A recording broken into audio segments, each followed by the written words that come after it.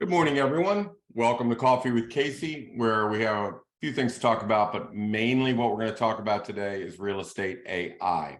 So AI is in all the news. Everybody's saying, is it good? Is it bad? I can't speak to the medical side. I can't speak to the government side or the military, but I can talk about real estate. And real estate, it is an absolute disaster. So, what I'm going to do is I'm going to go over why is it a, disaster, and how it hurts sellers. And I'm going to give you a specific example of how outrageous it really is. Before we do that, I want to take one sidetrack. Michelle just alerted me that Wall Street Journal's Real Trends, which tracks all the teams in the country, has just named us the #1 team in the state of Virginia, medium team in the state of Virginia. And so what I'm going to do is I'm going to take over. Not only is it #1 team, but as you can see here, it's the #1 team in the state. And then you can see who the second and third place teams. You can see the volumes that we do. Also pretty big teams, good teams. And then over here in Virginia News, they have an article about me. I guess a reporter had called me up, asked me some questions. She turned it into an article. So no matter where you go in the state of Virginia, mega teams or large teams or small teams or individuals, they all are going to read that. So I would just say this. If nothing else, it gives me a little credibility that what I'm about to say is right on the button. I mean, right on the button. So let me take you off to, let's just go to the real estate AI and find out where we're headed. Okay. So I get a call from a seller. Usually it's, I'm like Batman, right? Somebody flashes a bat signal. We get our stuff. We do our pricing. We get over to the house. We, talk to the seller. Very important. Sometimes we have to be there within 3 hours, which is what today was, or the other day was. So my job is to describe exactly what we're dealing with here, right? What is the price range that a house would be in? Is a house a layer cake? Is it a birthday cake? Is it a wedding cake? And I know that's a new term that I don't use a lot on Coffee with Casey, but back in the day, when builders are building a home, we would look at a new home and we would say, that's a layer cake. Very basic, very utilitarian, nothing surprising, beveled floors, builder grade is what we would call a builder grade house, which is a layer cake. Nothing wrong with a layer cake. My mom made layer cakes for every event. Yeah. Devil's food frosting or devil's food cake, vanilla frosting, white frosting. Nothing wrong with it. Birthday cake is a house that's dressed up a little bit, that looks a little sexier, right? Maybe it's got trim, or it has a new kitchen or new bathrooms, or it just is a standard, customary, nice house. Nice house. The third is wedding cake. A person like J.P. Brahoni or Tommy Stotts, some builders, Dan Somerville will build a wedding cake. And a wedding cake means that it's got Pennsylvania fieldstone all the way up. Everything looks really cool. The door is worth $8,000 to $10,000, not $1,000, not $1,500, $8,000 to $10,000. You've got stone on the pillars. You've got stone end party plank. It's gorgeous. Just everywhere you look, something's beautiful. 3.5-inch hand stained floors with walnut stain. Beautiful. Stone on the fireplace. Monogram appliances. Cambria quartz all over with the waterfall. Gorgeous. Everywhere you look in those houses, beautiful. That's a wedding cake. So you got to know when we're looking at houses, whether I'm dealing with a layer cake, a birthday cake, or a wedding cake. And that's a part of the process of what scale, how am I going to price this house? So I'm going to prove to you the value of a customary house so that nobody watching this show can dispute it. It's very simple. It's very easy. It's a 3,600 square foot house in Vienna. It's assessed at 1.215. Pretty easy to comp. There's plenty of comps. Not like it's going to be a hard one. So let's take a look at this. Let me show you. This is a pricing model. And this shows you that 8 sales, days on market of 8, which is good. 6 sold, so I got plenty of comps. 3 are under contract. This is the age. This is their size. I'm right on it. This is the assessment. Remember, my assessment is 1.214 of the home I'm pricing. Look at the rest of them, all 1.26, so maybe 50,000 higher. I could see what they listed for. I could see what they sold for, the price per square foot, percentage of assessment. There's no doubt in anybody's mind that I'm on target at about 1.425. Okay, so 1.425 is not a price range. There is no buyer pool at 1.425. There is a buyer pool at 1.4 and a smaller buyer pool at 1.45. So those are the two buyer pools. So I'm going into the house. I'm going to look at the house. I'm going to see, do I have a layer cake, birthday cake, or a wedding cake? Because it's within 20 years. It's been built, 1999. So I go in. It's a utilitarian house, nothing special.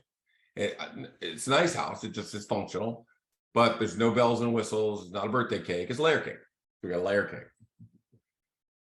So if I'm looking at 1.4 or 1.45, I would say definitely 1.4, not 1.45. Okay, I can't. If you're off by 25 or 50,000, you will not sell that house. It will not sell. You've got to be careful. 40% of the homes don't sell. Most of that is because they're unprepared or overpriced. So if you can see here, I'm at 1.425. The two buyer pools are at 1.4, 1.45. I look at the house and I go over all of these comps. I'm rating the comps. Now, in addition to this model, I run what's called a appreciation model. So I go back to when they bought their house. They bought it for $985,000. The rest of the homes were valued at $1,086,000 at that time. So what does that tell you? That they bought it at $100,000 less than market value.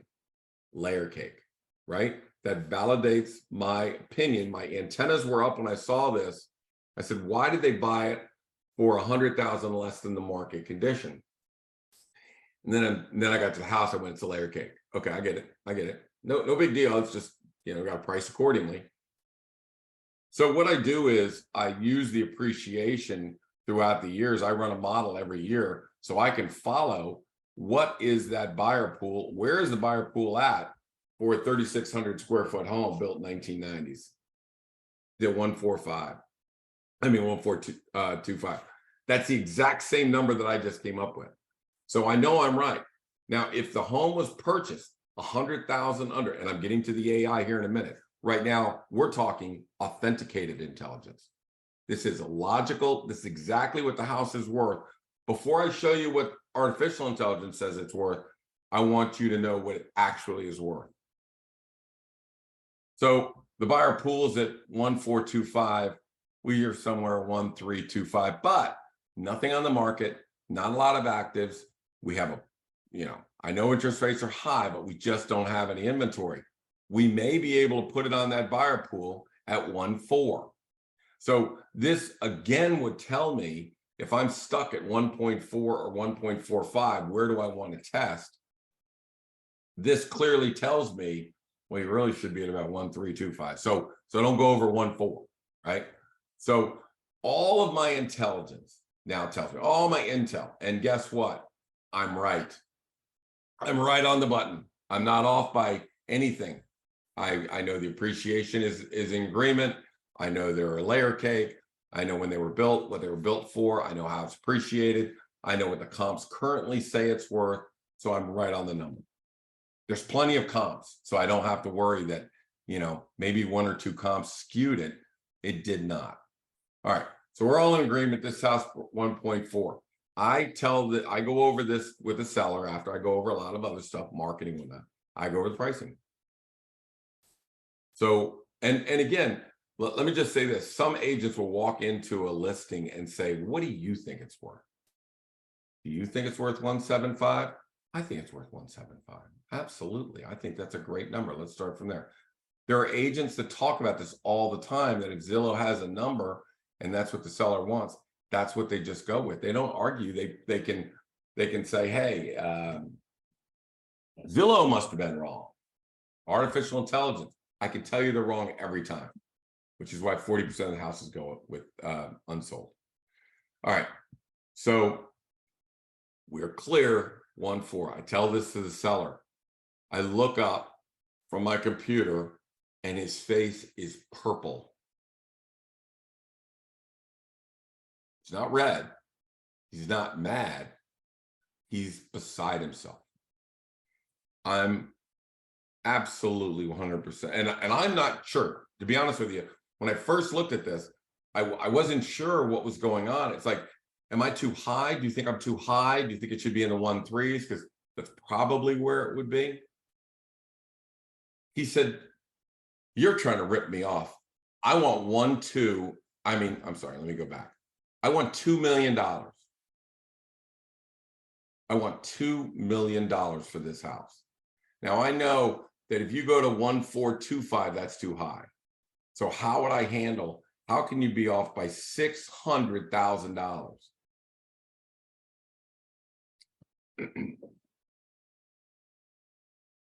You know what this is like? I'm going to go through this, but it's like you're in the twilight zone sometimes, right? So let's go and see a normal, and again, I'm not blaming the seller. The seller has had bad intel. He's had bad AI, not authenticated intelligence like we do, artificial intelligence like Zillow, Redfin, and Realtor.com. So I go to Bob Villa's site. I say, where's the best place to find the pricing, most accurate pricing, right? If I'm looking for a driver, I say, well, what are the best rated drivers? Here, Zillow is best overall. Now, we know for a fact that the house that I just showed you is worth $1.4 million, not a penny more. Zillow says it's worth 1,895 or 93. Not only do they say it's worth 1,893, they say the range is up to $2 million. Not the seller, it's Zillow. How can you possibly, going back to everything I've said and all the sales? So what you're saying then is if all the sales come out at 1.4, for some reason, you are worth 600,000 more than the market. And you're in a layer cake. Now, the reasoning here is I got a really nice backyard, which you did. Nice backyard, you know, not worth $600,000. It may get people to bid the house over 1.4. I don't know, but you know, you've got to find the perfect buyers out there. So can you see the shock of a seller who's looking at this, or any seller that looks at the artificial intelligence? Oh, I'm not done. Realtor.com is even worse. So this is Mo, Larry, and Curly pricing over at Realtor.com. So let me show you this.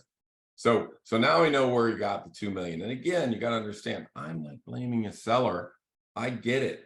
They don't have any experience. They haven't sold in 10 or 15 years. You know, this group says that's what it's worth. That's what it's worth. Here are the three stooges over at Realtor.com. Mo, Larry, and Curly, or as they're most commonly known as Core Logic, Collateral Analytics, and Quantrarium right? Okay, so the one says it's worth 1,819, so they're only off by $400,000.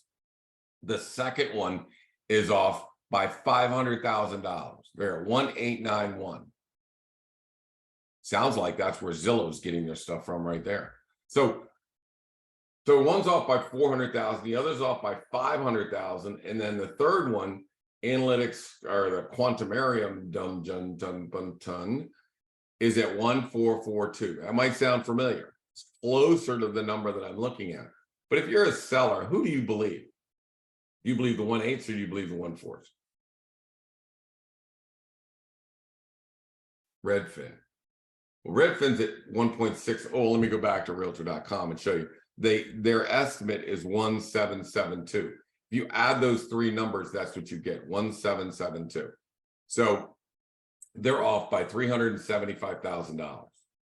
Now, let me tell you what this is like. If the real estate AI, if the real estate artificial intelligence was deployed to the medical industry, it would sound something like this. A doctor would say, I need to replace a valve in your liver. It's right here, you know, and if I'm off by a millimeter, you could bleed out. So we need to be very specific on how we're going to fix this valve in your liver. Then Dr. Zillow walks in and goes, no. The liver's up in the brain. The liver's up here. It's right here. It's up here, right? And then in comes, that's Dr. Zillow. Then the third, fourth, and fifth opinions are coming from the three stooges over at Realtor.com. No. Larry says, the liver's right here. It's right here in the throat. You know, and Mo slaps him on the head and goes, you're out of here. It's in the shoulder. It's over here in the shoulder. And then Curly from Realtor.com says, no. Inner thigh, left side, inner thigh. Guaranteed. The liver's down the inner thigh. And the patient is sitting here going, and the doctor is shocked. That's what happened. That's what it would be like if, when I'm looking at a house and I know exactly what it's worth, and then Dr. Zillow walks in and says, no, the liver's not here, the liver's up in the brain. That's the same way you feel, and you're in shock, right? I mean, I just can't, I don't know how you would validate that, right? How do you validate the prices you're coming in with? Okay, so let me go over a rule of how you price a house. Let's use this example, 3,600 square feet. Go down 500, go up 500. So the above grade square footage needs to be between 3,100 and 4,100 square feet. Similar size. Now, it was built in 1999, so you need to have a similar age. So you go down, so you have plenty of samples. You go down to homes built after 1999 and before 2010. So you've got a range of similar properties that we're going to compare. And then my models are sophisticated enough to say, well, if one is older, right, you just need to elevate the price per square foot and yada, yada, yada. So I adjust, you know, for being newer or older or bigger or smaller, I adjust my price per square foot accordingly, and it works. That's why we're number one in Wall Street Journal. So anyways, how could they be wrong by so much? How could it be between 135 and 1425 and all of the rest of them coming up in here? I mean, I don't even understand how this can happen. So then I get into the guts. Excuse me, I got to plug in something before I lose power here. All right. So I dug deep. And each one of these, Zillow, Realtor.com, RPR, which is Realtor Property Resource, these automated artificial intelligence will print out a 26-page report. Well, down on page 18, a place where the sellers would never be able to get to or understand. Remember how I said you have to use comps that are similar age and size? Look at some of the homes that that's a split foyer built in 1959 that has above grade 1,400 square feet.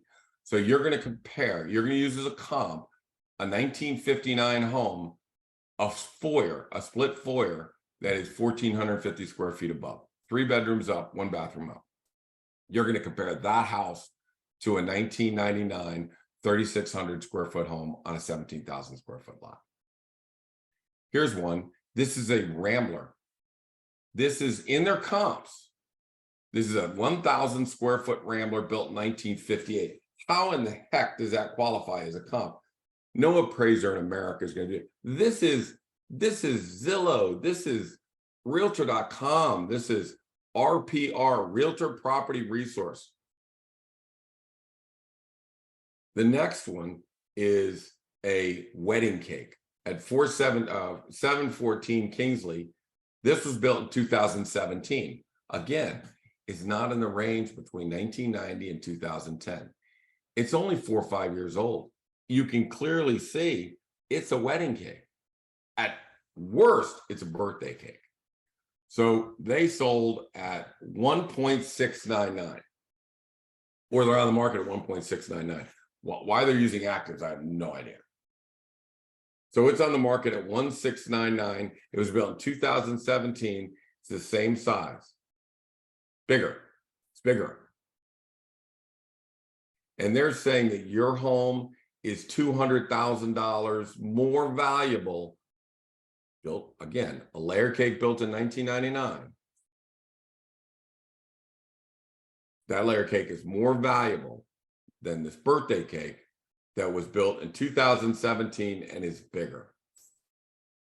So it doesn't matter at this point. Let me kill this. It doesn't matter at this point. The sellers are fixed on $2 million. And that's going to hurt them. I mean, there are some houses that go on the market, and then they come off, and then they go back on, and then they come off, and then they rent it, and then the renters trash it. And they, it's a long nightmare of what we call the death spiral. It's a death spiral. Sellers have been done a disservice. Real estate, artificial intelligence is horrible, and it's dangerous. And it's dangerous because it costs people money, right? Let me go back. I tell you what, let me go back here for a second. Let me show you something. Okay. I want you to look over here on this side of what a normal model would be. And I want you to see that these numbers over here are the dollar amount over assessed value. So not all up here is an average, $164,000. Most houses sell at $164,000 over value. What is that? That's the customary value of a birthday cake, of an average house. That's just the average houses that are selling. They get about $160,000, $175,000 over. Look down here. But they didn't all get 175. Some got 275, some got 96. That is almost a $200,000 difference. Now, maybe layer cake versus wedding cake. It may be overpriced, sat on the market and sank down too low, right? Now, we've gone through a very easy time period. Plenty of buyers, no competition, no inventory. Last year at this time, pretty much nothing was going withdrawn. But within 2 months, 40% of the market was withdrawing. In fact, by the time it got to September, there was more homes withdrawing from the market than sold. More homes, let me say again, more homes withdrew unsold than went under contract. I brought to Donnie's attention the guy, the CEO of Samson Properties. I said, we have a real problem. I got fire bells going off everywhere. And it's because you can't get lazy on pricing. You can't be wrong. You cannot be wrong. Now, luckily, 8 out of 10 people that call us say, I had a person that sold their house through you. They loved it. They said, just do whatever you tell them to do.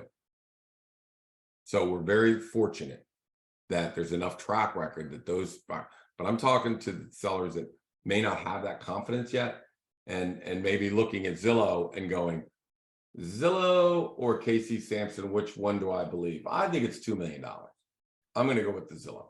So, but my point is, some sell for $200,000 more than others when you look at how much higher they get over their assessed value. And that is really determined on the first 96 hours, our series is first 96 hours. Prepare the home, price the home, market the living heck out of the home during the coming soon period. I talked about it last week, how to sell your home at a premium. I talked about fishing versus catching. Do the predictive analysis, move right onto the buyer pool and let her rip. Then just turn it over to expert contract negotiators and let them negotiate the highest contract. We're settling on a house. We tested for 1.75. Remember, you can't be off by 50 grand. Tested at 1.75. There's nobody there. Nobody was coming to see this house. So we moved it to 1.7. We found the buyer pool. That's where the buyer pool was. 25 listings, 30 people at the open house, 4 or 5 contracts. Contracts came in at 1.7, 1.75, 1.83. right? That's the value of not allowing escalation clauses. We had an escalation clause. The sellers get 1.752. That's what they would have got. But instead, an expert negotiator will say, no escalation clauses, just highest and best offers only. And that's what got us the extra $80,000. So again, we're dealing with a lot of money here. And you know, I equate it to we're just settling on Lawyers Road, and the seller goes, you know, we got 100,000 over customary value, and we were on Lawyers Road, got 100,000 over. He said, that's a Range Rover. I was looking at Range Rovers today. I can buy a Range Rover for the difference between what he put his house on the market, what the customary value was, even though it was on Lawyers Road, and the amount of money he got, he could buy for cash the Range Rover he wanted. So that's what we're talking about here. This, the difference between what this seller got and what that seller got, that's 2 Range Rovers. I mean, you can buy 2 Range Rovers with the amount of money, the difference between what these guys get. So I and my agents, we all take it very serious to get to, and my pricing team, to exactly what is the range of this house, how we test it, and how we make sure when we click active, it goes boom, and we start getting action and we start getting contracts. 25 out of 26 homes that we put on the market sold in that first weekend, first 96 hours. So we're on the price. My point is that if you rely on Zillow, it's wonderful to see the pictures. That's great. Don't get in the pricing business. Realtor.com, Mo, Larry, and Curly at Realtor.com are all over the place. Horrible, horrible. Zillow, horrible. Redfin, horrible. HomeSnap, terrible. They're like lemmings. They follow each other. Well, if Zillow says 1893, it must be at least 18. So that's the world we live in. I want to make sure that my job is to get sellers the highest possible number, the 183, not the 17, but the 183, by finding that right buyer pool, getting onto the buyer pool, and then just start catching. Not fishing, catching. Big difference. My name is Casey Samson. I'm not going to be here next week. I may be, but it'll be coming from some ship out in the middle of Alaska somewhere. And if I can find a place to broadcast from, I'll go live. They got glaciers, they got moose, they got caribou, salmon, catch some salmon. So see what happens next Thursday. If I can get in, I'll let Julie know. We'll post something up and get it on. But for now, I want everyone to know 2 things. The last 2 videos, selling at a premium. You want to learn how to sell at a premium, and a lot of money on the line. Range Rovers are on the line.